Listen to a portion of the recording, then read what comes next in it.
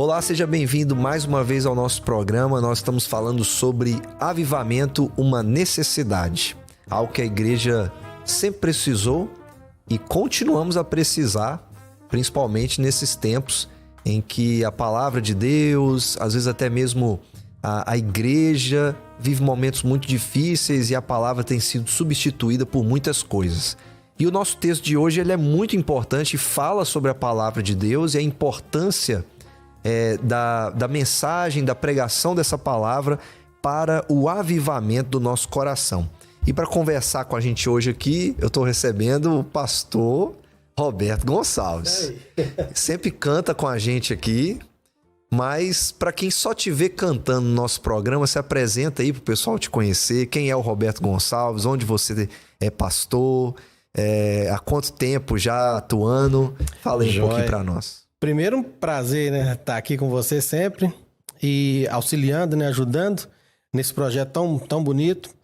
E eu sou pastor Roberto Gonçalves, sou pastor no Colégio Presbiteriano, aqui em Governador Valadares, capelão do Colégio Presbiteriano, ali dando assistência, né, espiritual para toda aquela instituição, todos os envolvidos na instituição. E também sou pastor na Igreja Presbiteriana Peniel. É uma congregação presbiterial em revitalização. E estamos lá, né, nesse projeto já há um ano. E graças a Deus, Deus tem atuado bastante naquele lugar. E onde que é a congregação? Vai que alguém que está assistindo o programa mora lá perto, né? Pois é, no bairro IP. Ali do lado, na Niterói Valadarense, né? É verdade. Rua Bicuíba, 652. Aparece lá. Vai ser um prazer ter vocês lá com a gente. Muito bom. E hoje a gente tem um texto... Eu ouvi uma vez um pregador falando que pregar em texto bonito é muito difícil. E esse é um dos textos bonitos do Antigo Testamento, né? Que é Ezequiel 37, o Vale de Ossos Secos. Isso aqui já foi motivo para escrever música. As pessoas sempre estão falando desse texto. E ele tem um valor muito importante na história do povo de Deus, né? A gente... nesses programas vai ser inevitável a gente falar sobre avivamento e não falar também sobre os momentos em que o povo de Deus recebeu o juízo por desobedecer, por não guardar os mandamentos. E no primeiro programa, a gente até falou ali em 2 Crônicas, capítulo 7, onde Deus fala assim, ó, se o meu povo que se chama pelo meu nome se humilhar, eu vou ouvir. Aí lá no final tem, porém, se vocês me deixarem, eu vou arrancar vocês da sua terra. E essa é a realidade aqui, né? O povo foi arrancado da terra pelo Senhor. E eles agora estão, não literalmente, mas a imagem pra gente aqui é de um povo enterrado na Babilônia. O que está acontecendo aqui em Roberto Ezequiel 37? Ezequiel é um personagem que eu gosto muito, viu, o João? É um dos profetas, assim, meus preferidos, porque ele, como todos os profetas, ele teve que viver no seu próprio corpo, na sua própria vida, a dor e a situação do povo que o povo estava vivendo. Você vê que Ezequiel ele precisou de ficar deitado ali por um determinado tempo, né? Comendo pão assado em fezes humanas e tal, para mostrar a realidade terrível, né, que o povo dele estava vivendo.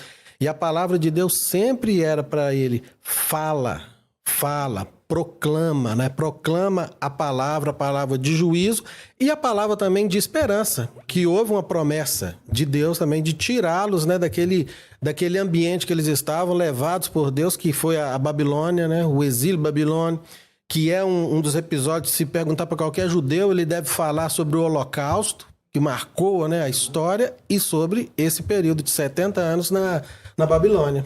Um povo lamentando, praticamente enterrado lá, esperando uma mudança. E aqui, no texto, é muito claro no versículo 11, por exemplo, que esses ossos são toda a casa de Israel. E agora Israel é comparado a ossos secos. Como é que funciona essa visão aqui? O que Deus está querendo? E pensando em avivamento, há muitas repetições aqui de palavras no texto, mas aonde a gente enxerga o avivamento aqui nesse texto e como que Deus vai fazer isso na vida do seu povo? O capítulo 11, Deus já dá para o povo o que estava no coração dele, que era pegar aquele coração de pedra do povo, né, que eles se dividiram, a maioria, né, na verdade, nem se dividiu em adoração a um e adoração a Deus. Já foram totalmente pro outro lado, adorando outros deuses. O coração deles ficou assim completamente distante do Senhor. Então, logo no capítulo 11, o Senhor já fala que vai fazer essa restauração, que ele ratifica isso no capítulo 33, parece, ele já vem falando isso de novo. No 36 ele reafirma, né? Reafirma aqui que vai dar para eles um novo coração. Eu os ajuntarei do meio de todas as terras, os trarei de volta. Então é o desejo de Deus de ver o povo que ele levou para aquele ambiente ali como uma disciplina, para retornar com aquele povo, né? Para aquele ambiente já de esperança de novo, renovando. Porque esses ossos secos, de fato, é a sequidão da esperança. A esperança que totalmente havia morrido. E é um retrato da situação do povo, né? Eles estão secos, sem esperança, e aí Deus então precisa levantar seu profeta. E é interessante, né, que toda vez que isso acontece, Deus resolve o problema pela palavra através de um profeta. Exatamente. E esse capítulo 37, veio que ele começa falando que a mão do Senhor estava sobre mim, né, sobre Ezequiel, e é a mão do Senhor que levou pelo Espírito e colocou ele no meio desse vale de ossos secos. Então, algo interessante aqui, que ele coloca Ezequiel no meio desse vale. No versículo 2 fala que vai colocá-lo ao redor, quer dizer, para ele ter uma visão bem ampla. Então, uma das primeiras coisas que Deus dá falando sobre avivamento é a visão para a igreja da realidade que está no entorno. Às vezes a gente está vivendo a vida, mas não está tendo essa realidade mesmo da injustiça, né? A injustiça que está imperando aí, a desgraça mesmo, né? Que espiritual, que a gente vive e que a sociedade vive. Então ele coloca a gente ali para a gente ver, perceber isso. Interessante que depois ele fala que... Aí que ele fala, profetiza, né? Ele fala para que o profeta fale. Então é ver, falar e depois ver a reação da ação de Deus. Eu lendo isso aqui, sabe o que eu lembrei? De Marcos. De Jesus, né, nos evangelhos. Jesus vê, né, por exemplo, viu Mateus, Levi, né, lá na coletoria, viu, falou, né? Vem, segue-me. E houve há uma reação. Uma reação. Jesus tá como um profeta, né? O verdadeiro profeta, fazendo papel de profeta. E é interessante aqui, eu ouvi isso uma vez, né? Alguém falando assim, você imagina você pregar para ossos. Parece um passeio estranho, né? E aí depois ele falou assim, mas... Quando a gente sobe no púlpito, a gente está sempre pregando para pessoas secas espiritualmente. E como pastor, às vezes a gente tem aquela sensação que a gente está falando, às vezes para a porta, né? Porque tem essa sensação de que há uma sequidão espiritual e que só o Senhor, pela palavra, pode fazer alguma coisa. E ela existe, essa sequidão existe, é real. E a gente, como pastor, eu tenho procurado colocar isso muito no meu ministério. Não ir pregar por obrigação, né, toda semana, mas realmente levado pelo Senhor. E nessa realidade você vai estar falando, vai estar proclamando para corações que chegam ali totalmente secos. E aquilo que você está proclamando é a vida que vai fazer toda a diferença e levantar, né, um exército Sim. vivo, que é o que o Senhor quer. Ele está diante de um exército que está morto, né? E como você falou de vida, Ezequiel ele fala, pelo menos aqui 2 vezes, no 5 e no 6. Eis que farei entrar o meu espírito em vós e vivereis. Então, dessa relação do espírito com a vida. E toda vez que a gente fala do Espírito Santo, a gente fala, né, dessa nova vida que ele gera em nós e do quão é importante a gente... tê-lo em nossa vida, porque é o que caracteriza a gente como crente, né? Porque sem o Espírito, a gente não pode nem ser crente, na verdade. Não pode nem viver, né? Para agradar a Deus. Verdade. E nesses textos aqui, 5 e 6, inclusive o 7 e 8, essa seção aqui é muito em cima do que você falou, né? Às vezes a gente tem uma aparência de vida. Você percebe que o 5 e o 6, como você disse, né? O Senhor fala que vai colocar o Espírito, o Senhor vai colocar tendões, o Senhor vai colocar carne, vai pôr o Espírito, e vão saber que Ele é o Senhor. No 7, Ezequiel fala que ele profetiza e realmente as coisas acontecem como o Senhor falou. Há um som, há um barulho, os ossos se juntam. O versículo 8 fala que ele olha, eles estão cobertos de tendões, está com aquela aparência já, a estrutura está pronta, mas o finalzinho do versículo 8, não havia neles o Espírito. Então tem aquela aparência. Algo que a gente precisa de observar nos avivamentos, essa questão tomar cuidado com esses movimentos, né? Movimentos aqui, assim, que eu digo, assim, existe uma estrutura que tá bonita, né? Você começa um trabalho e a estrutura como eu vou dizer, ela se apresenta, né, como como vida. Mas a gente precisa tomar muito cuidado, que a gente pode se enganar com relação a isso. Porque o que realmente faz sentido num avivamento, e avivamento é isso, é a presença do Espírito Santo. Essa vida verdadeira vem do Espírito. Porque se não tiver o Espírito, vai ser apenas uma igreja com uma aparência de vida. E se só tem aparência de vida, não tem o que transmitir, não tem o que passar. Tem pessoas lá dentro, mas essas pessoas estão secas espiritualmente. Estão né? secas espiritualmente. É igual a imagem que Ezequiel tem aqui. Ele tem vários corpos no chão, formados, o que era impossível, né? Porque você pensa num vale de ossos secos, você pensa assim, aqui não tem como nascer vida de novo. Como é que vai nascer vida de um osso humano? Não tem como. Secou, acabou. E Deus faz o impossível aqui. E aí, há um segundo momento aqui, no versículo 9, em que ele profetiza novamente. E agora, com uma frase diferente, né? Profetiza ao Espírito. E aí, então, acontece o grande ensino de Deus aqui para o seu povo, né? Eles, então, o Espírito, então, assopra sobre eles. Vem dos 4 ventos, né? Colocando a sua totalidade mesmo, ele vai estar abraçado pelo Espírito, pela vida real. Sim. E na Bíblia, os 4 cantos, os 4 ventos, tem muito a ver com isso, com totalidade, completude, né? Algo inteiro, algo completo. Exatamente. É o que não existia até então, né? Sim. E muitas vezes a gente para aqui no versículo 8. Nossa, tá muito jóia. Já estava tão seco, agora tem tendões e tal, tá muito bom. Não tá, né? A gente tem que saber onde está a completude que Deus que quer determinar. A gente até estava conversando, né, que aqui a gente tem uma criação em 2 etapas, igual a Adão. Porque primeiro Deus formou o homem do barro e ali era só um corpo no chão, formado por Deus. Até que Deus sopra nas narinas dele e ele é um ser vivente, né, que é assim que o texto fala. E aqui a gente tem corpos no chão até que Deus sopra o seu espírito e eles ficam vivos. E formam um exército, né? Um exército enorme aqui, ó, no versículo 10. E aí você falou de esperança, e isso está no versículo 11, aonde o profeta vai ouvir, né? Filho do homem, essa é a casa de Israel. Então é muita realidade, assim, porque pereceu a nossa esperança. Os nossos ossos secaram porque a gente não tem esperança.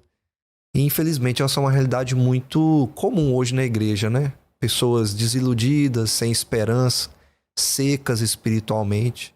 E, em certo sentido, toda vez que a gente prega, nós estamos pregando para que mortos vivam, né? Uhum. E essa esperança, de fato, renasça, né? Só pela palavra. E, assim, pensando na vida da igreja, no avivamento, eu acho que já está muito claro, né? Que o avivamento é Deus quem dá, é Ele que faz, e Ele tem um instrumento para usar, que é a sua palavra. Uhum. E o nosso papel em tudo isso, hein, Roberto, como pastor, porque às vezes a gente fica seco também, né? Exatamente. Tem que ter um avivamento em nós. E o nosso papel diante de tudo isso, nossa dedicação? Rapaz, é buscar sempre voltando na palavra, né? Não tem como escapar, né? Essa palavra que a gente leva para a igreja, que vai levar a vida para a igreja, é a mesma que precisa trazer essa vida para nós, esse renovo, né? Para cada um de nós como pastores. Como você falou, né? Pra gente não tratar as coisas de maneira muito profissional e entender que toda vez que a gente vai pra igreja para poder pregar, para poder ensinar, a gente tem um papel muito importante, porque nós podemos estar assim pregando para pessoas que vão viver naquela noite, espiritualmente. E que pode acontecer na vida delas um grande avivamento.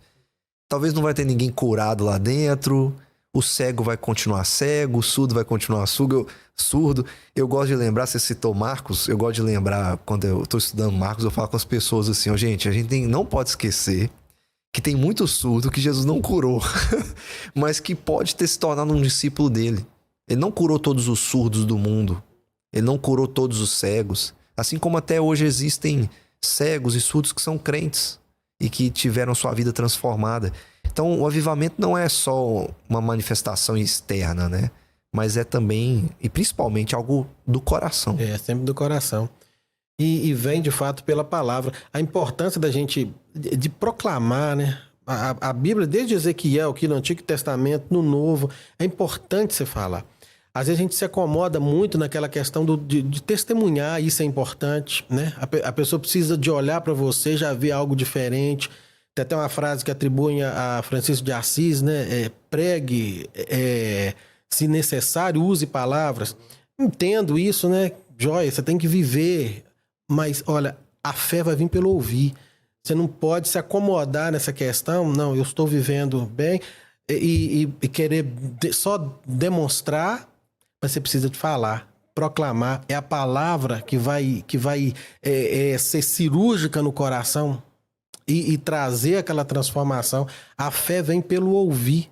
Então, nós como pastores e a igreja no geral, né, em todas as pessoas precisam disso. De falar, de proclamar, viver e falar também. Sim, e para que haja esperança, né? Porque aqui tem uma realidade muito triste. Pereceu a esperança, no versículo 11, novamente, eles falam, estamos de todo exterminados. Já parece que não tem solução. E às vezes a gente olha para o mundo hoje e pensa assim, será que a gente ainda pode ser tão relevante assim ao ponto de que a gente seja um instrumento de trazer essa nova esperança, de um avivamento do coração? E a gente tem o único instrumento que a gente usa para isso, né, que é a palavra de Deus. E pensando nisso, Roberto, a gente poderia ficar conversando nisso aqui a noite inteira, né? A gente tem pessoas, sempre que a gente grava os nossos programas, a gente tem que pensar, a gente tem pessoas de todo tipo vendo a gente agora, de todas as denominações, e talvez elas podem estar se sentindo secas nesse momento, aonde pereceu a esperança, talvez até pastores que estão olhando para a comunidade dele pensando assim, eu tô no meio desses ossos aqui, eu tô enterrado junto com eles. A gente não pode perder a oportunidade de trazer uma palavra de encorajamento a partir de Ezequiel, para que essas pessoas não percam a esperança de que Deus pode trazer uma nova vida para elas. Ô João, primeiro é não maquiar a situação. Se existe uma situação difícil, desesperadora, encare ela como uma situação difícil, desesperadora, que você não está tendo condições de se livrar dela, de se libertar dela.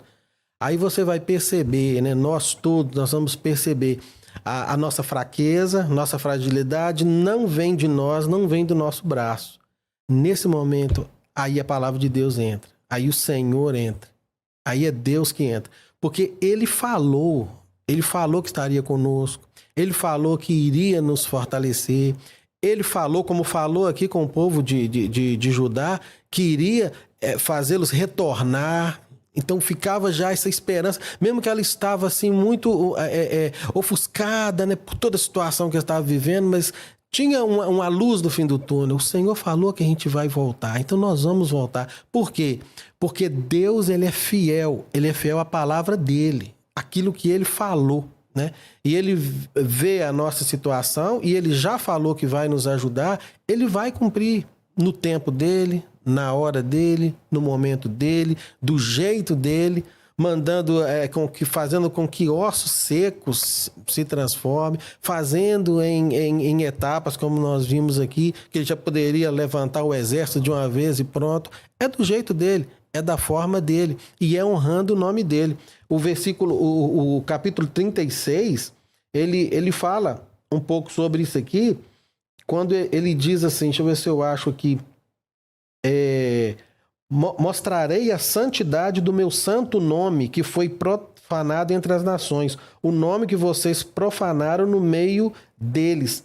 Eu farei essas coisas, mas por causa do meu santo nome, né? Então ele tem um nome a zelar.